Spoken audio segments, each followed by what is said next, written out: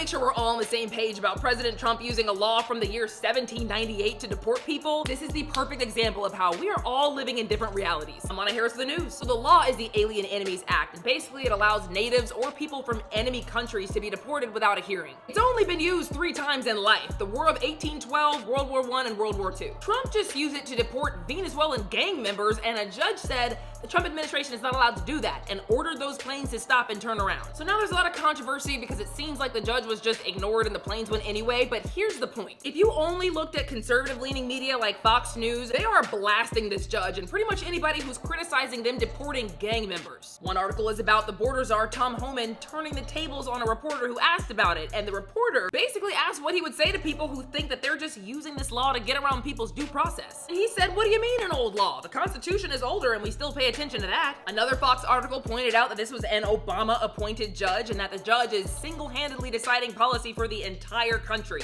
And some people are wondering why anybody would have a problem with deporting violent gang members. Now, on the other side, if you only looked at a liberal-leaning station like CNN, that's pointing out how the administration straight up ignored a judge's order and didn't seem to care. It points out how this is a wartime power that he's just used during peacetime, and it uses a different quote from border czar Tom Homan saying, "We're not stopping. I don't care what the judges think. I don't care what the left thinks. We're coming." And a CNN article points out that a White House advisor thinks that because Trump is using his powers as commander-in-chief, the courts have no right to hold him to account. And CNN then wrote that that defies one of the tenets of American democracy: 3 branches of government to make sure there are checks and balances. And some people think, okay, you can maybe ignore a judge when it comes to kicking out violent gang members, but what happens when you want to ignore a judge in the future when it's someone else? So you may have your own opinion on this, but I think one of the reasons why we are so divided is because we are quite literally living in different realities based on which news station you watch. So if you've ever wondered why the other side is so crazy and doesn't seem to understand common sense like you do,